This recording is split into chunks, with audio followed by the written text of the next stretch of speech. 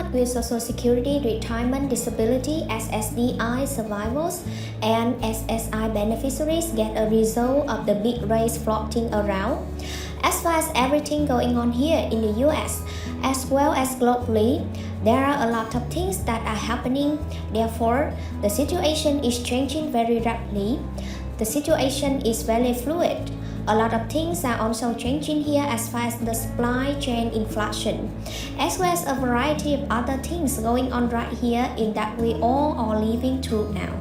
Well, as a result of that, we may be looking at a race for millions of beneficiaries, about 70 million beneficiaries of all of those benefits that I mentioned at the beginning of the video.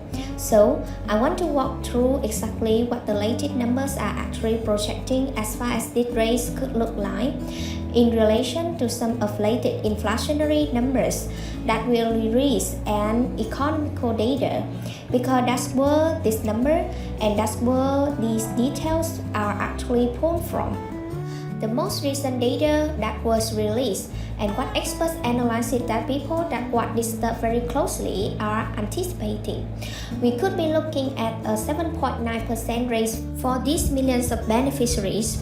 In 2022, you got a 5.9% raise if you are somebody receiving those fixed income benefits.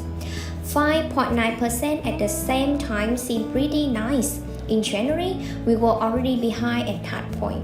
For the most part, almost everybody receives a different benefits, and then we can talk about this a little bit further here. Well, if you are currently receiving a $600 benefit, applying in a 7.9% raise to that would give you a monthly rate of $47, boosting your benefit from $600 to $647 each and every month, which would actually be about just under $600 for the entire year. So it will be essentially one extra benefit for the entire year, just a little bit less than $600. Let's run through some more numbers here. About $700. If you are currently receiving a $700 monthly benefits, applying in a 7.9% raise would boost your benefits by $55 each and every month from $700 to $755. An $800 benefit, if you are receiving $800, applying a 7.9% raise to that would boost your benefits by $55 each and every month from $700 to $755. An $800 benefits, if you're receiving $800, applying in a 7.9% raise to that would boost your benefits by $63 from $800 to $863. Alright. If you are somebody receiving the maximum SSI benefit right now, which happens to be $841, applying in that 7.9% raise to the $841 would boost your benefits by $66. Take your current benefit with the maximum of $841 boosting up to $907 each and every month. Maximum benefits were $794 for SSI. That'd be kind of a cool raise right there. Now, let's talk about a $900 benefit. If you are receiving a $900 benefit, currently apply in a 7.9% raise to that $700 benefits would put your benefits by $71 per month from $900 to $971 each and every month. If you are receiving a $1,000 monthly benefit, apply in a 7.9% raise, which boosts it by $79 each month from $8,000 to $1,000 to $1,079, which by the way, that last example would be just under about $960. As you can see, it's kind of substantial money when we are analyze the actual amount over a year's time. You know, annualize, these numbers are just preliminary number right now based on the estimates and the inflation data that we are currently seeing out there. All of this could change here over the coming months. It could be a really big race. Well, Let's talk through it a little bit further here. Here's a deal. The raises would be based on the adjustment for the cost of living.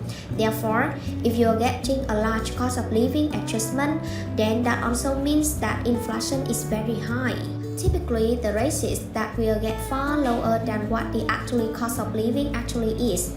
The examples were anywhere between $47 and essentially $79 a month more $47 to $79 more per month than what we were, say, a year ago?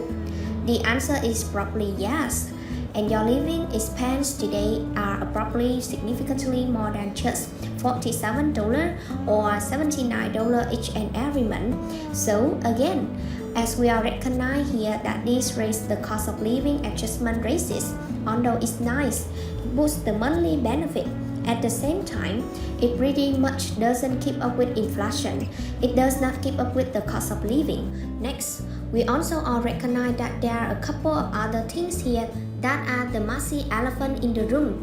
A lot of times, this does affect other benefits are also reduced as a result because of your incomes goes up. And then of course, at number 3, we also have to point this one out as well. For those of you who have Medicare Part P, usually the premium is massive when we see the big raises for the cost of living adjustment. All the numbers, all the statistics, everything is pointing toward more inflation. Much higher inflation is going to continue going up here over the coming months. We have to see anything could change. The Federal Reserve could step in and raise interest rates aggressively here over the coming months, and that could really lower its interest inflation. But we got a whole nother issue in our hands. Otherwise, we could see ourselves in kind of a tough situation here, more so than we are already facing.